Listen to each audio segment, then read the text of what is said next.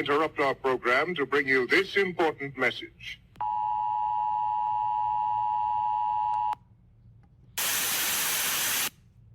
I'm back. Anywhere you meet me, guaranteed to go down. I like the way you ride with that booty on me. It's going down. Go down while you looking lonely. It's going down. Come around and it's all on me.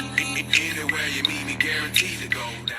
So, new year, new intro. Let's get it. I'm not so sure if I'm going to promise to be a brand new me this year, but my reactions are going to be a lot differently. I'm not going to be doing the most. I'm not going to be doing above and beyond, and I'm going to stay in my lane. That is how 2026 is going to be from here out. Either roll with me or I'm going to roll over you or around you. Whichever is easier. Okay, she headed to the dance floor and she slowly started popping it. Song like my wristpiece, everybody got to watching it. Girl, you got that secret treasure, I'm gon' put a lock on it. Don't care what they say, I was stupid to be not on it. Watch me flex.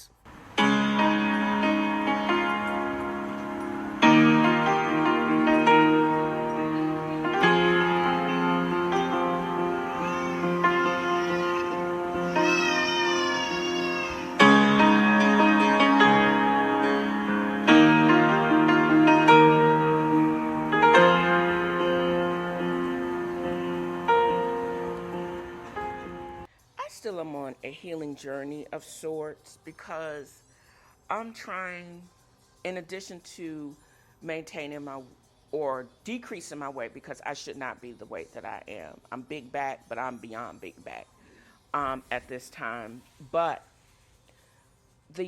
my reality is I am trying to find natural ways to decrease my inflammation. So I'm doing things to protect my peace. One of those is dealing with a narcissistic professional martyr. I have found that there are passive aggressive. I'd love to come and just float in your pool with you, knowing that's a loaded statement. It's meant to trigger guilt, because I'm successful enough to have a home with an in-ground pool, heated saltwater pool at that. And I'm getting ready to move on to hitting my FIRE number, which is financially independent and to retire early. While they're having, or most people that have to restart their whole career, I'm looking at the hope that maybe in the next 5 to 7 years, I will be able to either retire comfortably or retire from one position or type of work to move on to something else. But they can't fathom that, so they would rather me feel guilty about even thinking about doing something like that. Well, don't have time for it. You can kick rocks. I acknowledge that not everybody is going to really be happy for you. They're not going to approve of anything that will allow you to increase the value of your current house above even where it stands today. Because I think it's outrageous. I know if I had to move out and start all over again and try to get this house at the elevated market value, I wouldn't be able to get in. Now I wouldn't be able to get in. But I am manifesting being of that ilk, that even if I did move out or I had to buy a house similar to what this house is valued at or above, I got it. That's what I'm manifesting also in the next 1 to 2 years. I don't need someone's stamp of approval for my own financial freedom. I'm going to go get it whether you hating on me or not. Also, I'm tired of extending an invitation to a possible in-home vacay when you can't even, when that person doesn't know how to relax, because that is a flaw. That's a them problem. That's not a flaw of my hospitality. I don't have to pull people in anymore. Shoot, my pool is still closed, and it's also closed to drama. I'm sorry. I known in the past where my birthdays were ruined by someone's inability to enjoy themselves, someone's selfish inability because they didn't want to do what I wanted to do, which was eat chicken and donuts at Jefferson's Monument in D.C., or not being able to pull the plug on a dog that need to go and walk into the light. And they were failing for months, even prior to the last medical emergency. Look, because someone else can't make hard decisions or choices, if you try to continue to pull these people in, it also becomes your emergency. Just because I don't want to keep being on this hamster wheel of them not wanting advice or people not wanting advice. They just want an audience, because not everyone can go with you. If you're moving on into a positive rant, they're going to be mad as hell. But if you're going to be able, and me in particular, if I'm going to be able to completely enjoy and to continue to look forward this next chapter of my life, which I am writing myself, I got to break some of these passive aggressive, narcissistic traits, martyrdom cycles. I can't be a part of that cycle anymore and move on into a positive realm. It's only positive vibes over here, y'all. And you can't roll with that and intentionally seek positivity, you can't roll with me. I'm sorry. You're just going to have to be mad.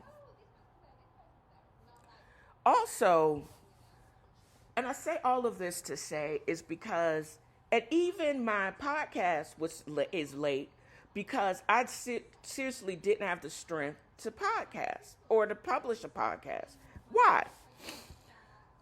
I was supposed to be out in Sedona, but since diesel is $12,000 a gallon, I changed that until later. And until all the nonsense in the Straits of Hormuz calm down, I may have to change the dates again. But that's cool. It'll just give me more time and money to basically gather up all the cash and have it in my kitty. So I will be able, by the time I go out there, the trip will be paid for. You know, don't need to take out a loan to take a vacation. And then I can write about the experience without having such a huge burden lingering overhead. So I had to do a couple of things. I had to get and prepare my RV to go out west. I had to get it serviced from the front bumper to the back bumper, 2 different service lines, Camping World and Mercedes dealership. The engine on my 2017 Synergy is a 2016 Sprinter engine. There are no authorized Mercedes dealership with the lift equipment to be able to take care of that here in Chattanooga. So I have to drive it up to the dealership in Knoxville. Cool. There's a KOA Sweetwater, didn't disappoint. But the rest of the preparatory work to go out on the RV is hard, because a couple of things have transitioned from the last time that I actually went camping. Even though I'm kind of high risk because my mother died of metastatic breast cancer at 48, I've had several aunts die of ovarian cancer. My grandmother died of colon cancer. I've had extended genetic testing I'm BRCA1 and 2 negative, and I have no other anomalies as far as my genetic code, that as far as I've been tested so far. And I'm also still getting just screening breast MRIs, which in itself is expensive, but the last one that I just had last week was negative. I say all of those things to say is I am completely off hormonal replacement therapy. And I transitioned to using the Black Girl vitamins, menopause, which, if I'm still and perfectly honest, has been extremely helpful in the 8 months since I've been off of HRT. But the reality is, in this nice and warm April, I still wasn't prepared for the full body crash that presented when I drove out to Sweetwater. I did not realize just how much free water and electrolyte depletion that I lost through my sweat. I haven't felt this way since officers training down in Montgomery in August of 2000. I had weakness in my hands, increased knee pain that I already have because I have bad arthritis, full body aches like I was withdrawing from life. And now that I've been back for 2 days, I'm finally feeling back to my own self. It took over 48 hours to just recover from a disastrous previous 48 hours. This just highlights how fragile our baseline is when you're on some hormonal shifts or just menopause in general. If you are rolling solo, and there's so many Black women and women that are doing this. I'm doing it from a bigger rig. I saw somebody doing it from a small Jeep. But it is difficult to manage hookups and setup when you're depleted. You have to have a full pre-flight checklist, like hydration protocols, like liquid IV, which I'm waiting on my shipment now, not shipment, but my grocery order now, and other electrolyte powders before the sweating starts. And it's so difficult to be able to do it and to do it on a really unorganized RV, because my RV had been shut up for a year. I just started. It's taken me at least 2 weeks to even get it to the unorganized state. Stuff that I didn't realize that I needed. Making sure that I knew how to get the refrigerator to cut on to gas, by making sure all of the propane lines, all the air is out of that. Just a lot of things that I have to, to think of that I really haven't had to think about for a year and a half. You think living in an RV for over a year would have prepared me for this, but I lived in an RV for over a year, 2017 to 2019. I've moved out of that at this time because I'm at the age and the stage and the weight that muscling through is not a strategy anymore. Planning for physical conservation is.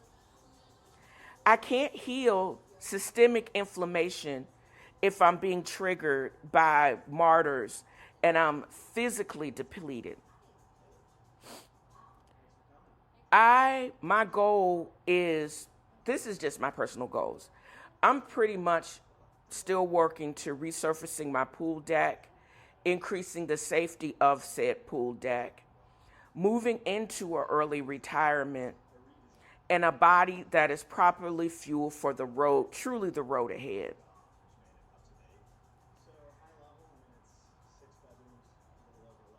I'm trying to move away from a state of reactive survival to a proactive planning, because tomorrow I'm getting ready to go out to Harrison Bay, one of my favorite places in the world. It proves that a state can actually have a state park and it can still be really dope luxury.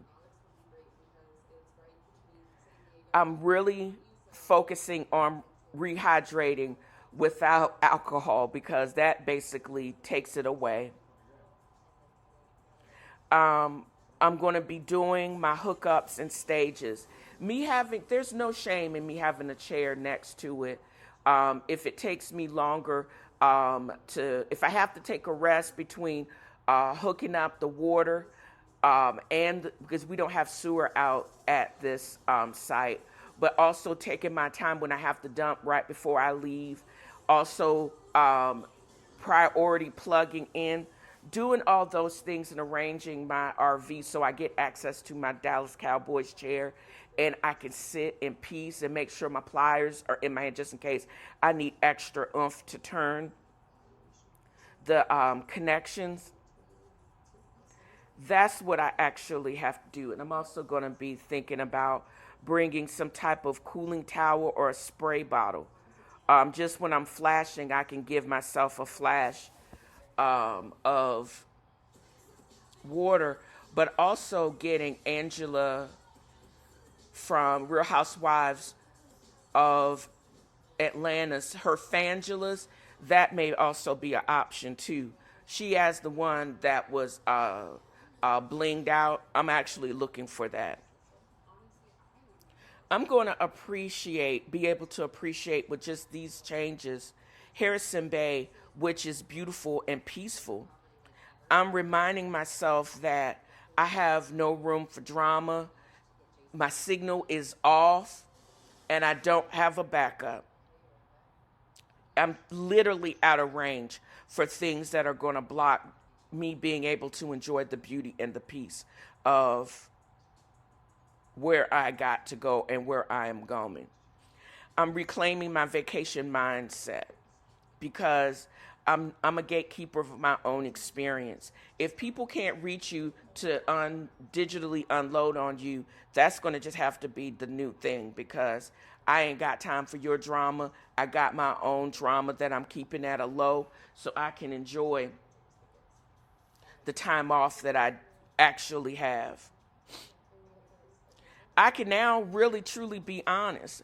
Oh, the trees were too thick for a signal. Well, knowing good and hell well that I got to back up, but they don't need to know that. I'm going to enjoy my rehydration and hydration with liquid IV.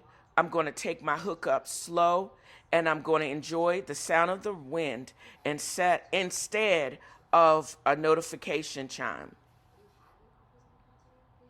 I'm actually looking forward to going out.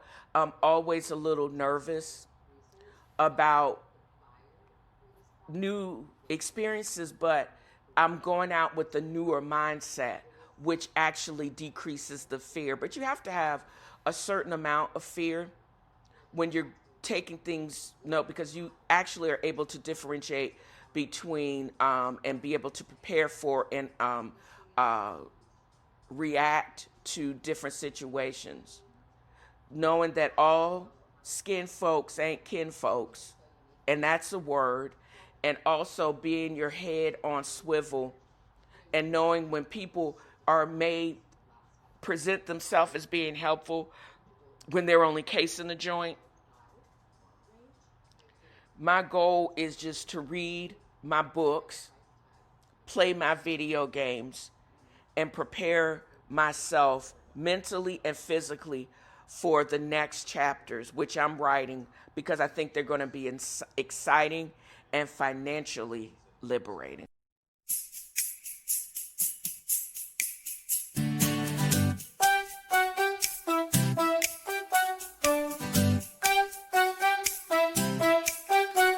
Slow down the morning, speed up the soul. A world of flavor delivered whole. FB Roasters, your perfect cup, just a click away. online, on time, oh so bold. Slow down the morning, speed up the soul. A world of flavor delivered whole. FB Roasters, your perfect cup, just a click away. A world of flavor delivered whole. FB Roasters, your perfect cup, just a click away.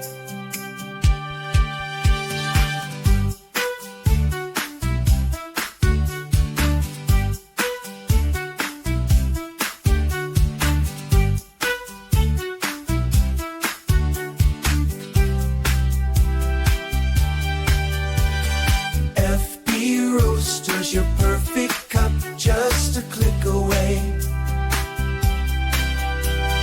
FB Roasters, your perfect cup, just a click away.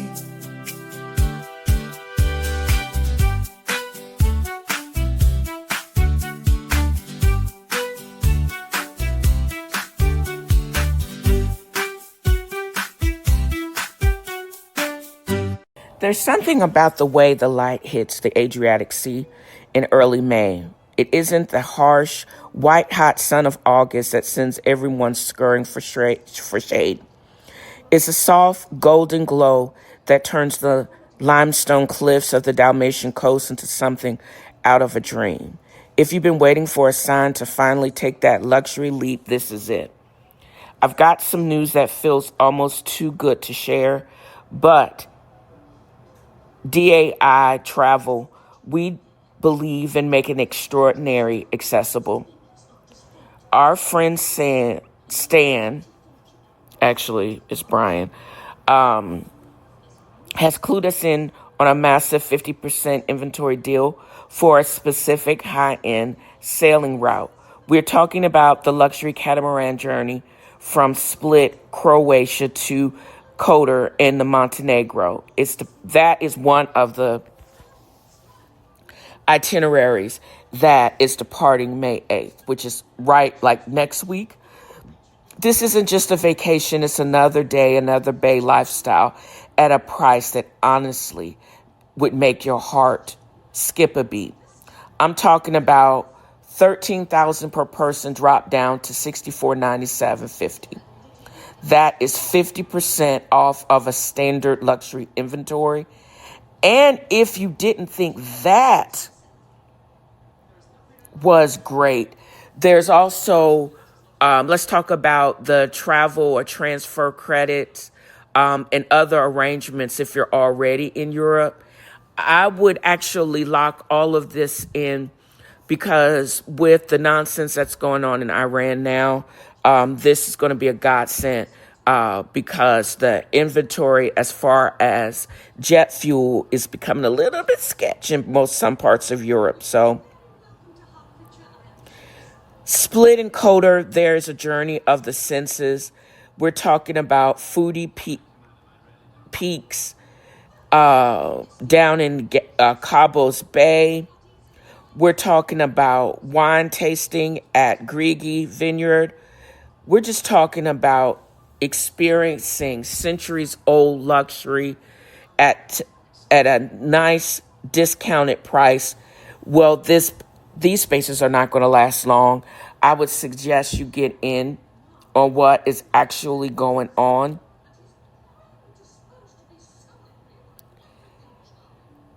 Let's talk about how you basically secure this cabin at this 50% rate. Once they're gone, they're gone. If you're basically, hit me up, Felicia.Baxter at Fora.travel to reach out to me directly, or you can navigate over to my Dale's Angels Inc. blog to check out the posting for this 50% off. That's the northern exposure, but I also, with my team, have done discussions about the Southern exposure, which I think is just as beautiful, with some very beautiful, as it were,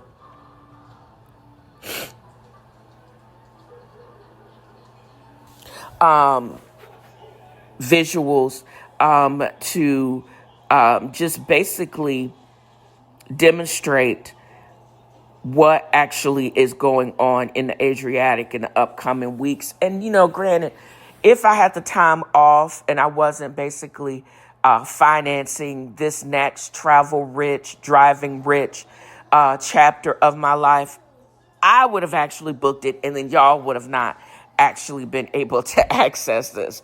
But I digress. You navigate over to get the details of the northern as well as the southern journey through Montenegro and Dubrovnik. You could either drop a message in directly in the post on the blog, or you could just, as I stated, email me directly to set up a time where we can actually discuss the booking through For Travel. But navigate over, share, like, comment, and do it often. And I hope that I will see you posting and tagging me when you actually do make it over to the Mediterranean. So you getting ready to be big mad at me. I need to be real with y'all for a second. There's a specific subset of people out there.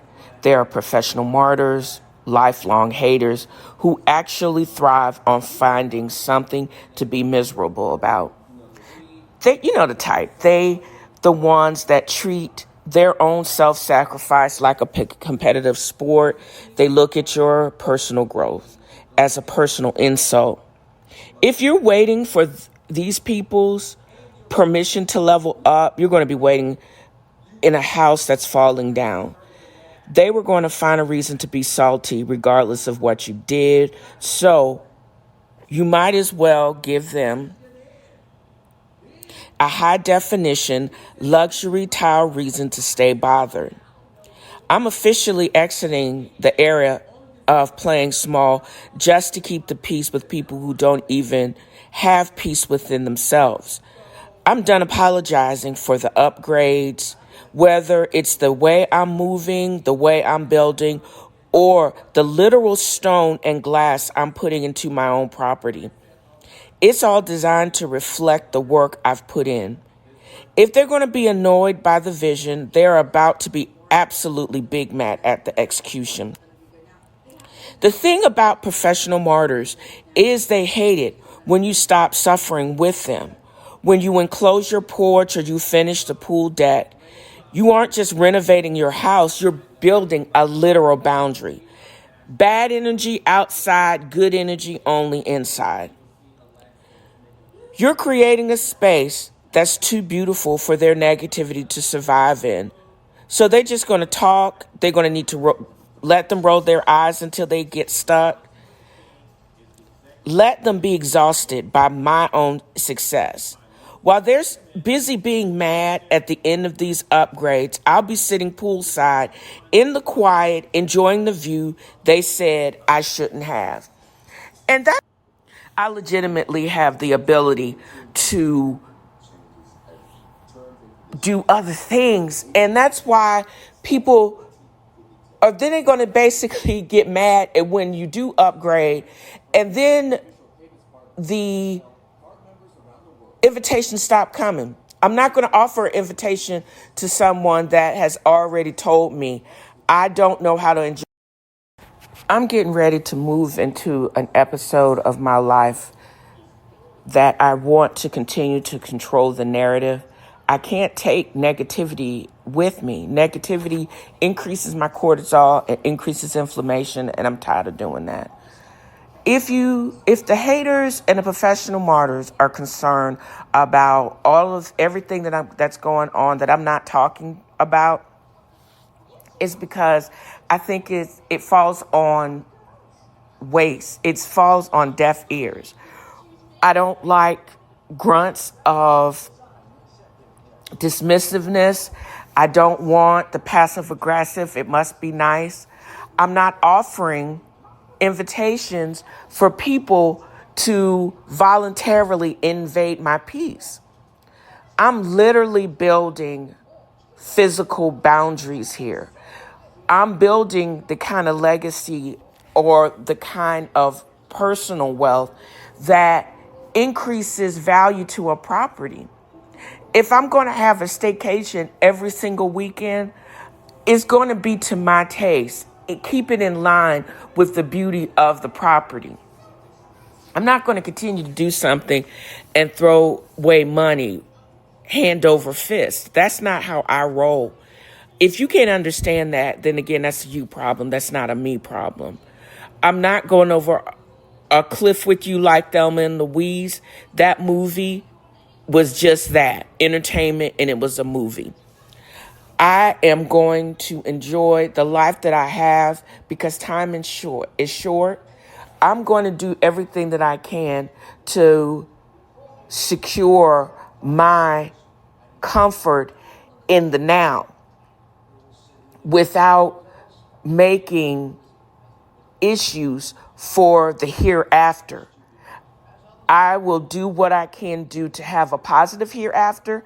I know where all of my wealth and my blessings come from. I'll never lose sight of that. I'm just not into this continuing to suffer to have a little bit of happiness here. Because when you are always in pain or when you always are tired, you can't even come up with ways to or enjoy your blessings because you miss the point. Because you can't focus on what and respond to positively those things that could actually get into your blessings. What if you find out that your blessing is right where you are and you missed it all looking for something that was not really meant for you? What if your delusion is keeping you from what your true blessing is and being able to compound that and extend that? I don't get professional martyrs. I don't get people that make and are used to being player hating. That again, you miss out on so much because nobody wants to be around that type of negative energy. And if you wonder why I don't respond to post on social media, or I don't basically continue to extend an invite, or why I don't even call you, is because I don't want that type of negativity in my life. And I don't expect you to understand it. I don't expect a narcissist to look outside and be empathetic about people outside of their own misery, because that is what gets them off. But I don't need that. I also don't respond to you always sounding like you going through something or you dragging through or you just, I don't even respond to that anymore. I don't try to diagnose it because you don't want my diagnosis. You just want an audience. So keep it pushing. Get the conversation going. And if it ain't going nowhere, I'll holler at you whenever. That's how you have to deal with people that are always martyrs, that are always going through something, that don't know how to enjoy life. If that's not your ministry and it ain't mine, I ain't got nothing for you, child.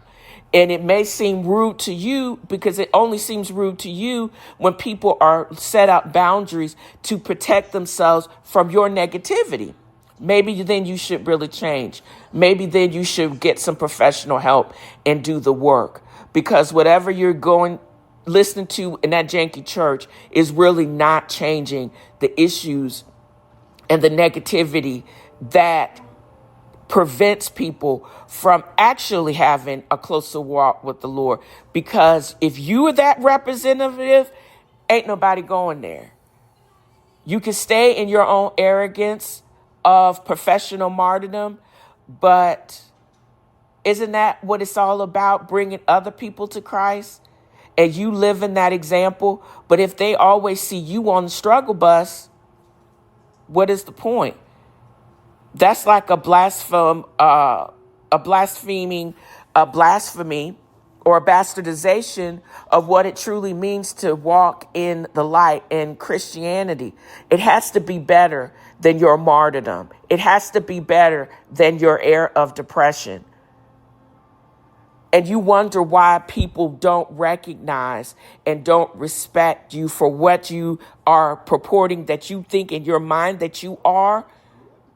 Because if they legit got that vibe, they wouldn't try to be negative and to be nasty. They're detecting. People detect. People, game recognizes game.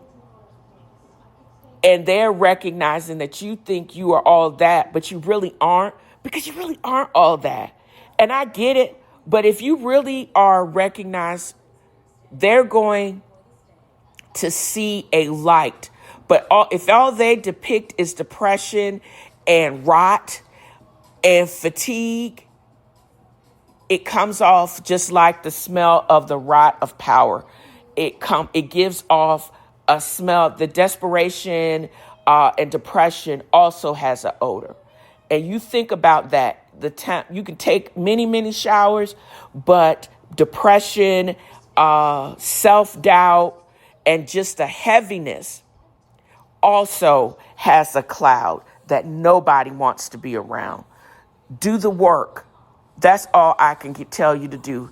Do the work and figure out why it is you think you have to suffer, why it is you don't know how to be happy, and why are you accepting suffering as a part of life when that is not it.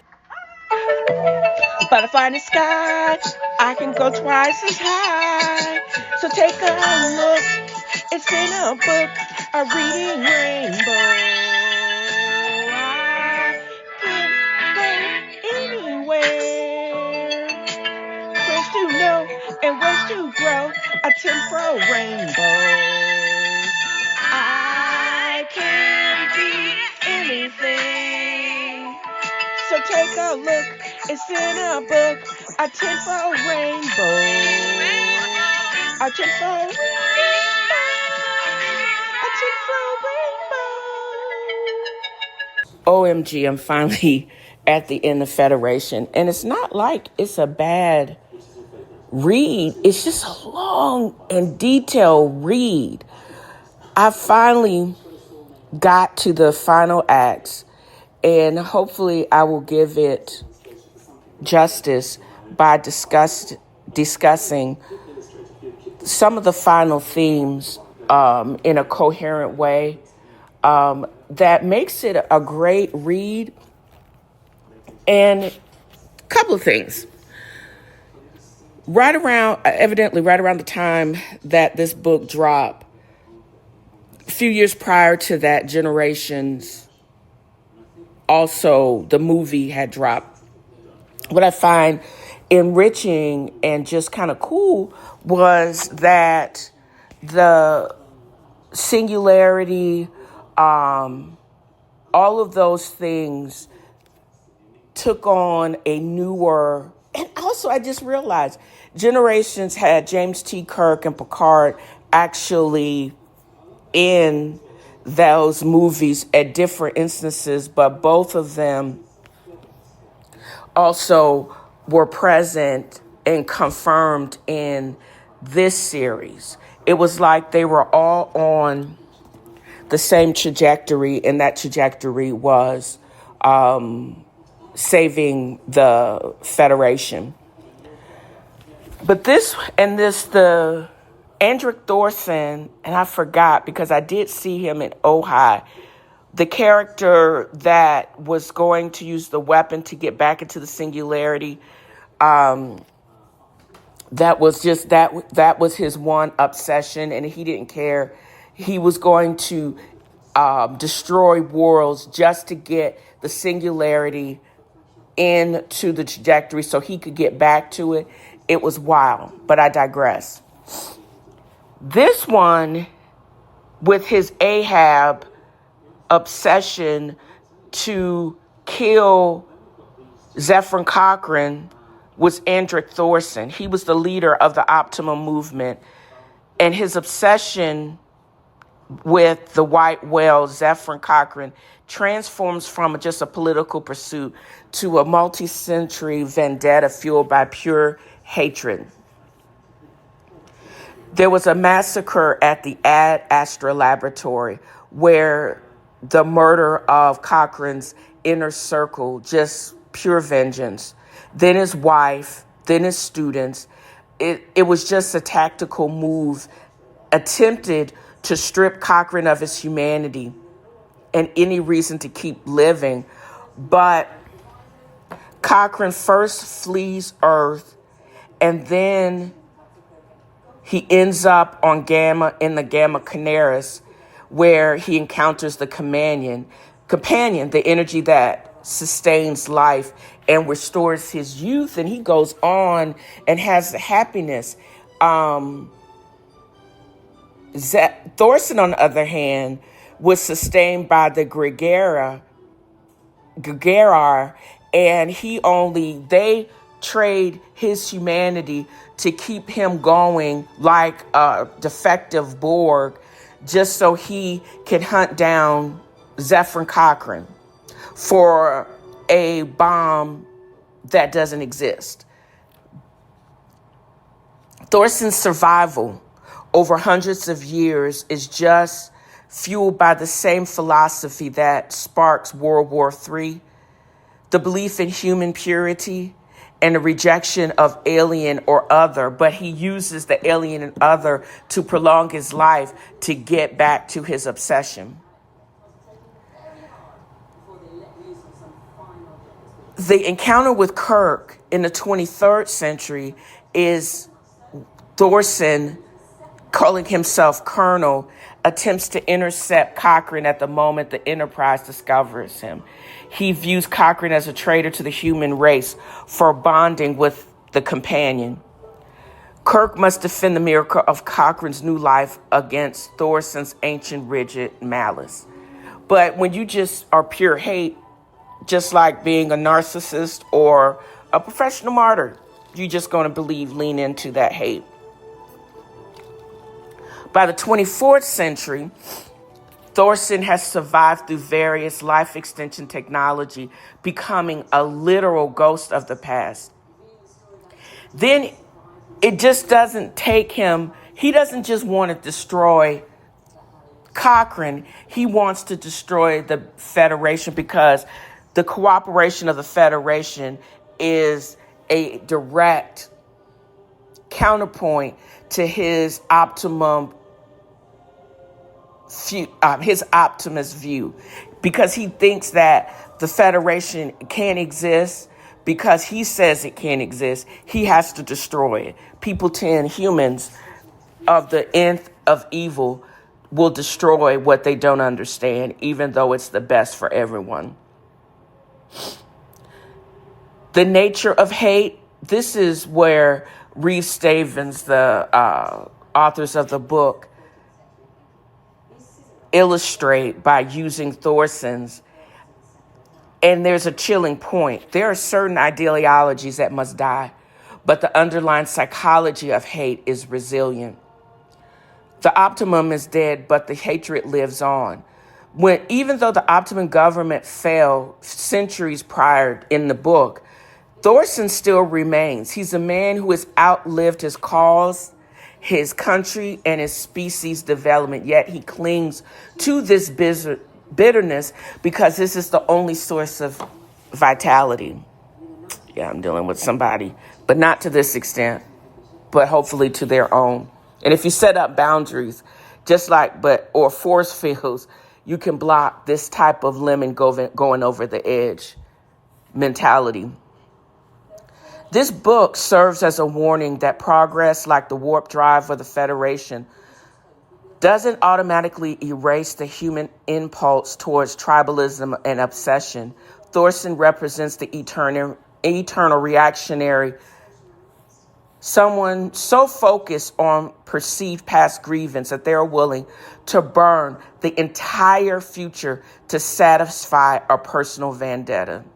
Case in point, the felon at large trying to destroy everything from a president that has not been in office since 2015. It's wild. 21st century Thorson is a dictator. The goal was to control warp technology and kill Cochrane's family. Outcome, success in murder, but Cochrane escapes. The 23rd century, he's a saboteur. Kill Cochrane for polluting humanity with a companion. Thwarted by Kirk, his hate is sustained. 24th century, a shadowy architect. You destroyed the Federation as Cochrane's legacy. Defeated by Picard, Cochrane's vision of unity prevails. The passion element is basically inverted. If Cochrane is like, I basically came up with this while I was writing about Earth savior-like figures in the Star Trek anthologies during Easter. Because Cochrane is the Christ figure who offers salvation, Thorson is the adversary who refuses to let the past die, proving that while love is eternal, obsessive hate can be just as enduring if it's not actively confronted. Andric Thorson's pursuit of Zephyr Cochrane is a chilling blend of both the Ahab and white whale narrative of obsession and pursuit of the infinite bomb. And these motivations are intertwined to fuel his centuries-long hunt. Thorson's hatred for Cochrane is deeply personal and psychological. To Thorson, Cochrane is the one who got away, the man who defied the Optimum's control, and in doing so became the catalyst for the future Thorson despised. Every year the Federation survives and thrives, it serves as a reminder of Thorson's failure to stop Cochrane in the 21st century. Much like Captain Ahab in Moby Dick, Thorson is willing to sacrifice everything, his humanity, his lifespan, even the planet Earth, to finally strike down the mast and destroy Cochrane. He doesn't just want Cochrane dead, he wants Cochrane to admit he's wrong. And he'll never get that because he wasn't. If you can warp space-time, you can theoretically create a weapon that bypasses all traditional defenses. It is like an infinite bomb because it represents a level of power that makes nuclear weapons look like firecrackers. Thorson believed in a world order where a pure elite ruled over the masses. To maintain that order, he needed a biggest stick. In the history of mankind, warp power was that stick. Thorson was a true believer in his own ego. He didn't care if the infinite bomb or the warp bomb was dangerous to the ecosystem because in his mind, life without control was not worth living. By the 24th century, Thorson is so far gone that he would rather see the galaxy a graveyard than see it populated by a mongrel federation of humans and aliens. If he couldn't have the infinite power to rule, he would just erase Cochrane's legacy entirely. Thorson is a warning about technological asymmetry. He represents the danger of ancient primitive hatreds gaining access to godlike technology. In this context, fears about AI or biotechnology is not about that technology itself or that it's even neutral or even savior-like. But in the hands of someone with the Ahab complex and a Thorson ideology, it becomes a tool for total annihilation. Thorson didn't care about the consequences because his hate was the only thing that felt real to him. The power was just the fuel for that hate. Saving us from alien contamination makes him so tragic, and his willingness to kill the future by killing students removes any chance for anybody to feel any sympathy for him. His death by just annihilation and people really not remembering him, given his wide ego, that would be the detriment of him. But you can never let what he tried to do slip very far from your memory, because that hopefully will keep you from making those same mistakes in the future. You know what to look for and know how to quash it before it gets to a quantum of the ego that Thorson pertained in this book. And that's the word right there. The problem is not about the technology. It's about the misuse of the technology, deep fakes and other things. But also having the rules in place to keep things from seriously going off the rails.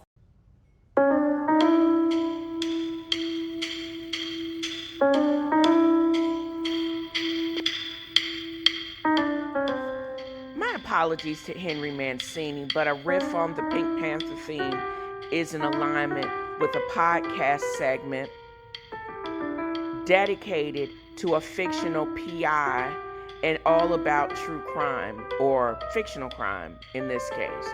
Don't you think?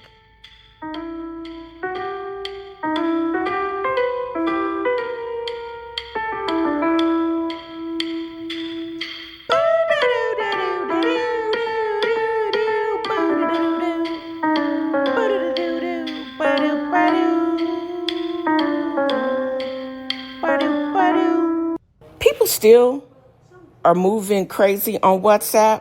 Well, evidently they do. Why? And why would someone think Eric MF and Benet would be sliding into my DMs or anybody's DMs on WhatsApp or otherwise? I was sitting chilling a few days ago, drinking coffee. I was checking on a performance of one of my latest uploads for my Sedona track to TikTok, when suddenly I get a notification about the R&B Eric Benet. First, it was who I thought was his fan page was now following me. And so I was like, cool, because I like to watch his rants, and he was talking about the previous one clip. He was talking about his family was talking to him about going off and cussing out the current administration, etc. So when that page DM'd me, I basically said, I'm going to call, I think in one of the comments is in response was, and this is why I don't respond, that I'm going to actually start calling him Fresh Outer because of how his mouth is slick and it's hilarious what he talks about. But I was cool until he asked me where I actually am from. And then he went into, well, let's take our discussion to WhatsApp for a private chat. Wait a minute, bruh. I'm a realist. And my first instinct, I wasn't going to smooth. And I'm like, do you really think I'm this stupid? First, I want you to check my credentials. You will see that I've graduated from the University of Reality TV. I've watched every episode, literally every imagination of 90 Day Fiancé. I have seen Neve Schulman and Cammie Crawford track down supermodels who turn out to be bored teenagers in a whole different hemisphere. I've seen red flags. I've seen the green screens, and my camera is broken. Excuses. So when Eric, quote unquote, hit me up, I didn't reach for my perfume. I reached for the report button. But first, I had to have a little fun dragging this low budget production, because that's what I do. I'm gonna get the screenshots and the receipts, and before I hit block and report, block and delete. You know what I'm saying? This is what killed me. How they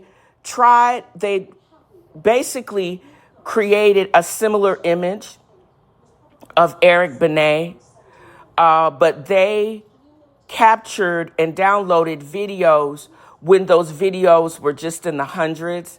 And the group, even though he says this is a group, it was only him and I could name the group. Lazy. All of these things were lazy. Then the coup de grace was, I like to move this chat to my Signal private messenger or WhatsApp. What is a Signal private messenger, y'all? I don't know. First, your account is not verified when the actual Eric Benet is. Eric Benet is a globally recognized artist with that blue check mark that's actually sanctioned on the platform. The not Eric Benet was not. Why would he need to create a private fan account to reach out to his supporters? Talented, still kind of handsome, and he's actually hanging out with his actual family in real life.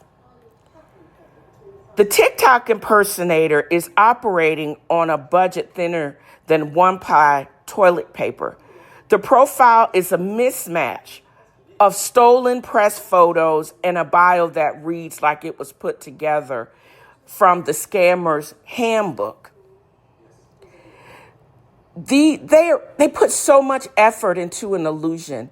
The clips from that fake account are because they're actual. If you took a deeper dive into Eric Benet, who has hundreds of these clips, the scammer's account only has 5 of the actual views.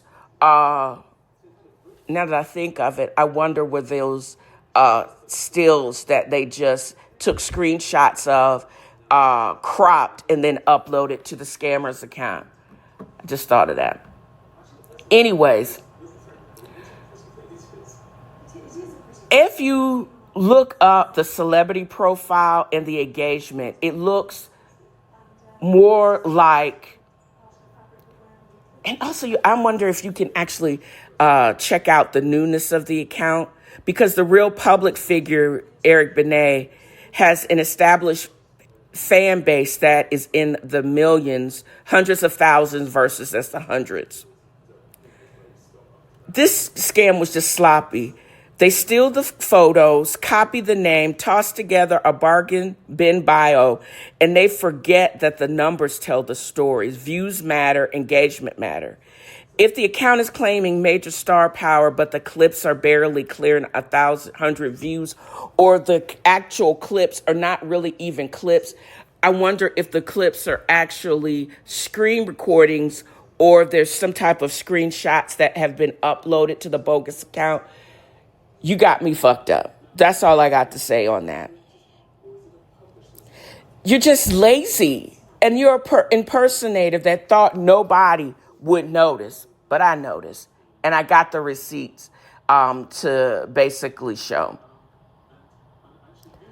Scammers love WhatsApp for one reason. It moves you away from the safety protocols of the original platform. TikTok has filters and moderators that will sometimes get you behind and dox you. If a scammer gets reported on TikTok, their account gets nuked. And I'm hoping I will never see this account again, because right after I grabbed my screenshots, I did report it as a scam. But if they lure you off of the platform and onto WhatsApp, they can hide behind end-to-end encryption.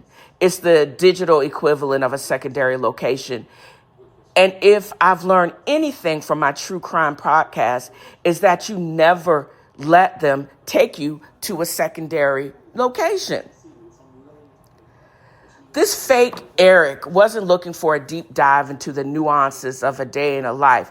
He was setting the stage. In the world of catfish, this was love bombing phase. They tell you you're special and that they've been watching your profile, that they just need someone to talk to that is real because fame is just so heavy. Give me a break. Eric Benet has a Grammy-nominated discography. He isn't looking for emotional labor from a stranger on TikTok between sets.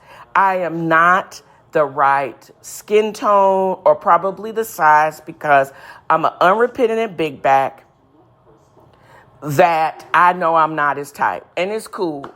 I may or may not still listen to his music, but he ain't checking for me on TikTok.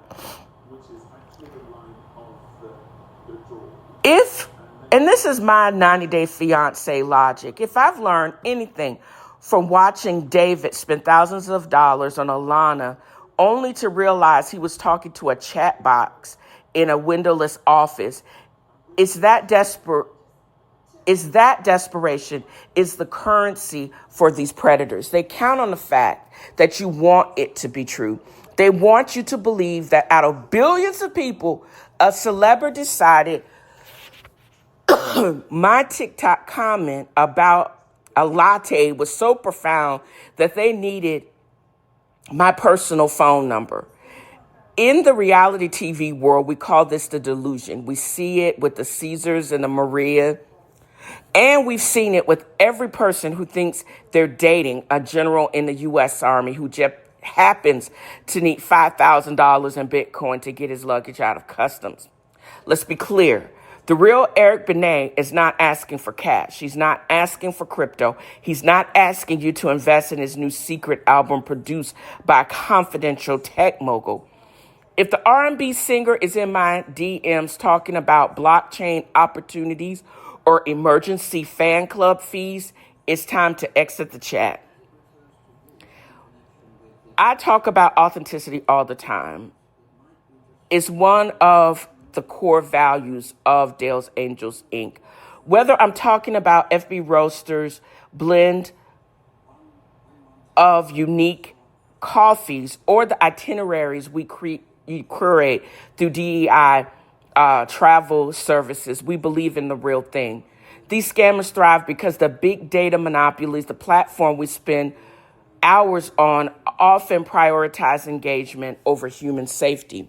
A bot account that generates thousands of likes and DMs looks good on a quarterly earnings report, even if that account is being used to fleece people out of their hard-earned money. We choose to push back against the fake engagement.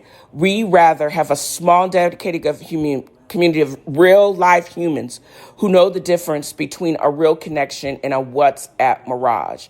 In a world of deep fakes and AI-generated R&B stars, being a lifestyle realist is a superpower. It means looking at data, checking the verification, and trusting your gut when something feels off. This is a quick guide to check to see if the celebrity is really checking for you. They have to have that blue check. If they claim to be a public figure and don't have a verified badge, the account is fake. If they say, "This is my private account," it's still a fake. Celebrity teams usually have people like me writing their copy. If Eric Benet is misspelling his own name or using phrases like "kindly send me your WhatsApp's digits," it's a scammer, likely from a different time zone. The ass. Celebrities sell tickets, merchandise, and music. They don't sell private chat access via Steam cards or Ethereum. Take a screenshot of their profile picture and run it through Google. 99% of the time, you'll find the original source of the photo from a red carpet event 5 years ago. I love the internet for its ability to connect us to things we love, like finding that perfect Latin American blend or discovering a hidden gem of a hotel in the Sea Islands. But I hate how it provides a playground for people who want to exploit the dreams for a quick buck. To the person pretending to be Eric Benet, you picked the wrong one today, buddy. I've seen every episode of Catfish. I know the lighting, I know the scripts, and I know that the real Eric is far too busy being a legend worrying about my WhatsApp status. Y'all stay safe out there. Keep your coffee strong, your travel plans authentic, and your block finger ready. We don't have time for a mirage when the reality is so much better. If you're looking for a connection that's actually real, or you just want some killer coffee that won't ask for your crypto, visit me at Dale's Angels Inc. or fbroasters.com. We promise we're actually who we say we are. And that's a word from my homegirl, Penny. Let's calibrate the frequency on this one. The swamp is crowded, full of underfed, frozen-faced predators, snapping at marbles, desperate to be the chosen editors. They call it a lifestyle, but the game is just a rigged simulation. A no-win test designed to force a toxic confrontation. But the operator arrived with a full-blown session. No damsel in this room, no victim waiting for a cape. Just a mogul in the shadows, measuring the shape. Let's calibrate the frequency on this one. Are y'all over reality? I always promise myself that I think other platforms do a much better job of breaking down some of the reality TV, because all of them have the same formula. And these particular franchises, Real Housewives, as well as Bell Collective, now first Jackson, and then Huntsville, and even Love and Marriage Huntsville, all just make me tired. For Real Housewives of Beverly Hills, there is always a defensive huddle. The formula isn't about truth, it's about optics and protection. The blueprint is a group of legacy women like Kyle Dorit and Erica. They form a pact to never talk about their real skeletons, lawsuit, separation, and Karen behavior. Instead, choose a sacrificial lamb to audit for the season. I'm checked out because it's boring. I'm tired of watching these underfed Botox women spend 20 some odd episodes arguing over fashion and food that they don't eat, because they're too terrified to talk about federal investigation, $100 million lawsuits, one, because it's active litigation, they can't really talk about it, or why your house is still in truly in foreclosure, and now you have caught $8 million, accrued $8 million of more debt. There are characters like the Bows of it all, because she's the only one who refuses to join this huddle. That's why she stands out and people don't get it, because she's treating that formula like a non-performing asset. She's staying out of it and above it. But you can't touch her, and you can't yell at her and talk down to her like you talk to the Dorits of the world, who's only going to scream back in narcissistic rage, or a monotone like that Amanda character. The Love and Marriage and the Bell Collective formula is all about respectability. It relies on Black excellence veneer, high-end suits, charity galas, boss talk, while the foundation is crumbling with infidelity and financial smoke and mirrors. Who really got the deep pockets? I don't know. They are performing a version of success that feels like a LinkedIn profile gone wrong. It's all invite, fetishize, gaslight within their own community. You aren't invested because you can smell the scam, or I smell the scam, as Bose would say, from miles away. I'm tired of the same circular argument. The Martell, Carlos King special. Carlos, I love you, and you've done a respectful job. But this infidelity plus real estate development and eternal grudges loop is getting old. They've been arguing about the same 40 acres and a mistress for 5 plus years. And I'm tired, y'all. I'm checked out because there's no growth. The Kobayashi Maru of Huntsville is everyone chooses to stay on a sinking ship because they don't have a Bozama-sized life outside of the show. I'm hoping that Destiny rebuilding herself will. We've seen a tinge of that with the head or one of the faces now with her new signature cosmetic brand on the Bells of Huntsville. But I don't know, because they're starting to resemble the Letitia Scotts of it all. Hungry, hungry hippos in Huntsville snapping at the same three marbles that they've since 2018. Three big reasons why I'm not is the Dorit narcissism paradox. They reward a damsel in distress, but Dorit's trauma or the Huntsville wife's betrayal, friends or, wandering husband,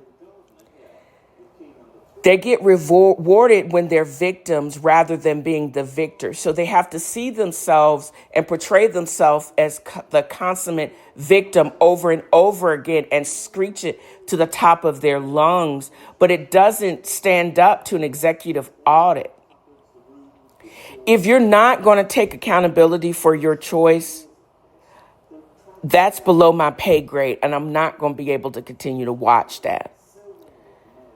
They actually have to have storyline producers. You can tell when the scenes are scheduled. The whole Letitia Scott blowing up at Destiny for absolutely no reason and then storming off. It seems more like a marketing ploy, but I'm not going to be able to fall for the okie doke. I'm tired. When they're playing Hungry Hungry Hippos instead of Checkmate like Bozama and Garzel, you can be successful without being in the trash heap, because you can see I adjourned the meeting, go home to a Maserati and a global career. Y'all can still fight over gift bags. I don't care. I don't have time for that. I got other things to do. I'm not invested in any of them because I'm tired of watching reruns of the same rigged simulation. The formula is simple. You invite me in, fetishize the lifestyle, gaslight the truth, and fire whoever doesn't play the victim. And that is what, even though I don't think he said it, but if you've listened to even the recap on this week's with Carlos King and Alexis Bellino, when they usually record the video, they didn't record the video this time or make it available because she's recovering from a facelift or some type of injection gone wrong. I don't know, but the listening to even their recap of the first part of Beverly Hills Reunion was all kind of boring. The only thing that they could give Bose was how great she looked, and she did look magnificent. But they couldn't give her props because she has been playing chess all this season. They call it a sophomore slump. I call it a sophomore come up. She's figured out this game, and she's figured out that she don't want to play. And she going to go home to buying her daughter a Maserati in versus getting involved with this nonsense. And all through it, I just realized a couple of things. I probably just mentioned this. Dorit had a book release party with no book, a fashion show with no fashion. But the cover is the only thing that she has dropped.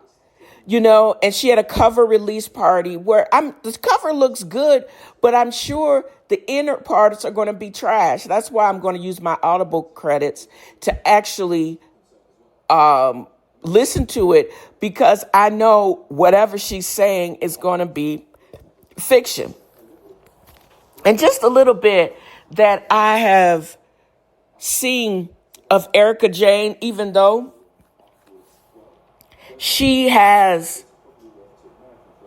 been a villain most of the years on Real Housewives of Beverly Hills, but her life is so fascinating. I think if she did a Pretty Mess 2.0 the last 20 years without the specter of being emotionally traumatized by her estranged husband, Tom Girardi, how it really was living in that house, which was a gilded cage, walking on eggshells for someone that did not speak to you for months at a time. I want to read that because that's a legal thriller. Dorit's book is a book of fluff, and it's a work of fiction written by a woman who doesn't realize or wouldn't admit that the bailiff is already at the door. Erica Jane, why I would read that? Because even though she had some villainous moments, there is such a grandiose scale to her tragedy. You get to see through her point of view the collapse of a legal empire, private jets, billion-dollar fraud. There's a macabre fascination with how she navigated this Kobayashi Maru of federal court. She doesn't pretend to be a money queen. Manifestation, she's trying to keep the lights on in her rental. I forgot, I don't know if she owns that house, even though it's beautiful. But she went from a multi-million dollar mansion to an honest ranch in the Hollywood Hills. I don't even think she lives that close. But it's about her. I think it would be more dark honesty in her survivalism that make for a better read than Dorit's Everything is Fine brochure. Why is my AI so shady? Dorit's narcissism is terrifying because it's so disconnected from reality. She has that foreclosure. She has an $8 million in debt between PK's legal issues and their lifestyle spending. And yet she still is dropping $4,000 in a store, and she can't seem to understand why everybody is so scared for her. Why isn't she shoring up her financial battles when she's about to go in this type of debt? Maybe because maybe 4 bands is a drop in the bucket when you owe 8 million. I don't know. She's just at the beginning of this nonsense too. We're only seeing the pre-show.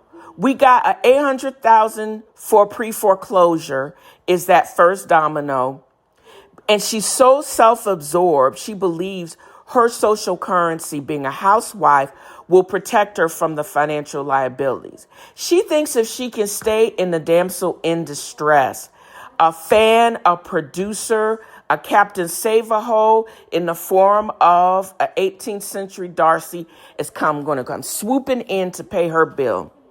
The gag is she's the only person on the planet that could be that far in the hole and still argue about the aesthetic of a villa in Tuscany. And I'm wondering what she is so outside of from the fashion world. Where was she talked about? And was she as big as Rachel Zoe of it all?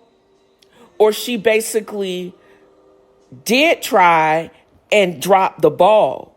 Because why is she said she gave up everything to do this, but for what? And she's still $8 million in the hole.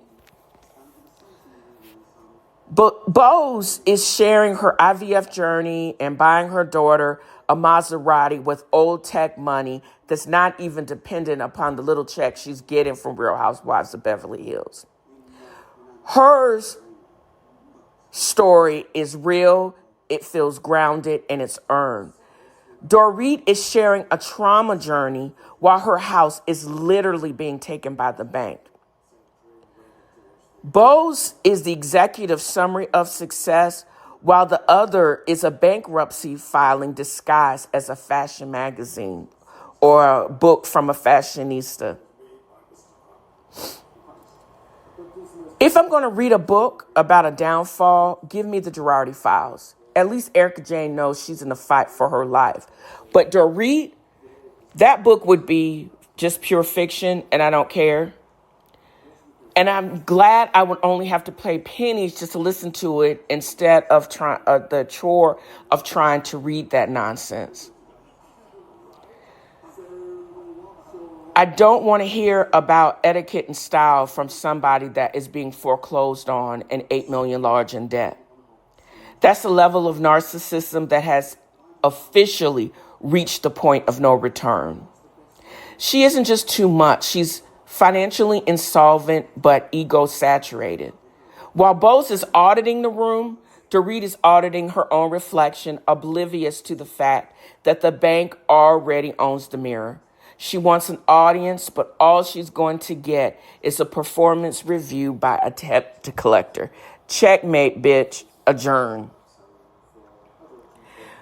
Why I would actually watch and listen to Pretty Mess Part 2, the Girardi Files, is because it would be a true case study in survival.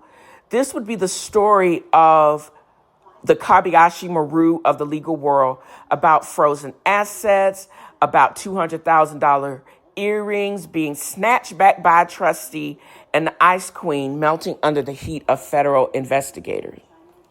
Erica isn't pretending it's 2015 anymore. She knows the private planes are gone. There is no dark ROI in the reading how she managed to stay on the show while her life was being liquidated. It is the actual epilogue of a corporate collapse.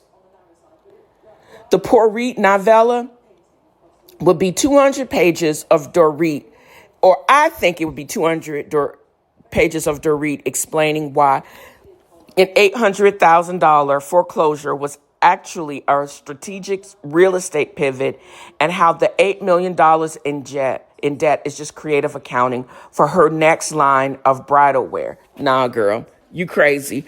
Because she said it as, he said he's going to take care of it, and it's going to, but do you know it's going to be pointed up to date? That's what the lady said. And then she says, well, no, I don't really know. But you get mad when Amanda basically said you outsourced your life to a man and now you in trouble. Girl, that was true because it hit home and it basically solidified the poor Reed narrative. And that's why you mad, because it's true. The gag is Dorit would spend more time describing the gold foil on the book cover than the actual math in the chapters. This damsel in distress narrative is being written by someone who's the architect of her own disaster. There is no return. Poor Reed is auditing her own memories to make herself look like a victim in a system she tried to scam. The reason the Poor Reed novella is a no-go is because this is narcissism at its worst. At least with Erica, I will be getting the fire stage of the downfall and the redemption, and she's shown growth. That's what I've seen in the last 2 to 3 seasons. I don't want her to see her rearrange the deck chairs on the Titanic while complaining that the ice is clashing with her outfit. She's in an $8 million hole as of last printing of Celebrity News or whatever. But she still wants to be the authority on luxury. It's a double bind. She needs us to believe she's rich to keep the brand alive, but she needs us to believe she's a victim to keep the debt collectors at bay. I think if you're start looking at my summer reading list, I'm reaching for more Pretty Mess Part 2 and give me all of those Girardi receipts, the stuff that they didn't say in the federal trials, and the Ice Queen fallout. We're seeing tidbits of that on the show. Her admitting to a DV situation with a former lover, and also the emotional and financial abuse that Erica Jane was subjected to with Tom Girardi. She's still going through the fallout, but she's looking damn good doing it.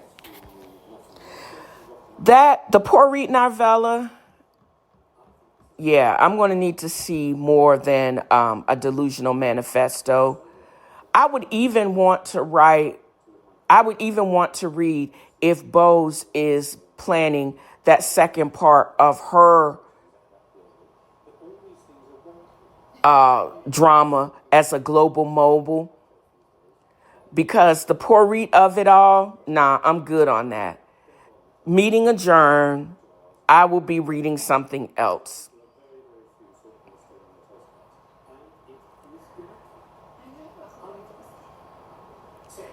I don't think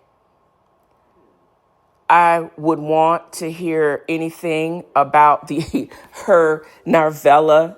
This is Dorit. Several more reasons why I couldn't read that book. The Audacity of Denial, a foreclosure as a creative real estate pivot. The damsel brand requires a $20K wardrobe, even though you can't afford your mortgage. The return on investment of an Hermes ashtray. Look at me, not the balance sheet. The Tuscany audit that saved my soul. And the final conclusion that while others have global careers and actual money, she has something they don't. The perseverance of pretense. She didn't lose. She just retired the brand at its peak. I'm good on that. Checkmate. Meeting adjourned.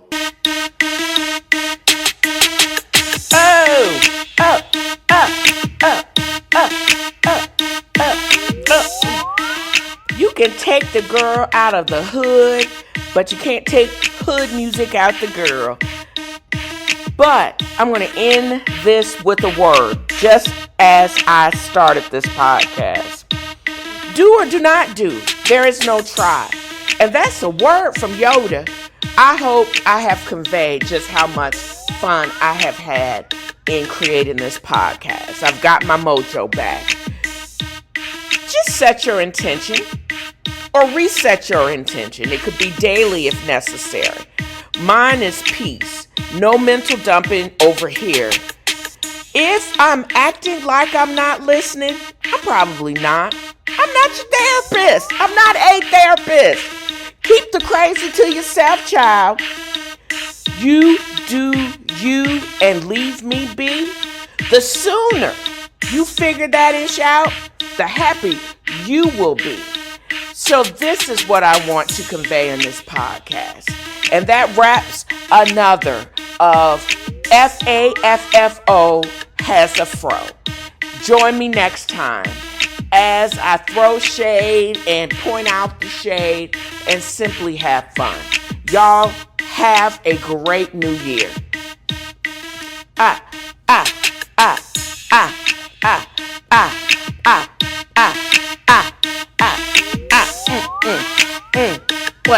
What, y'all? What?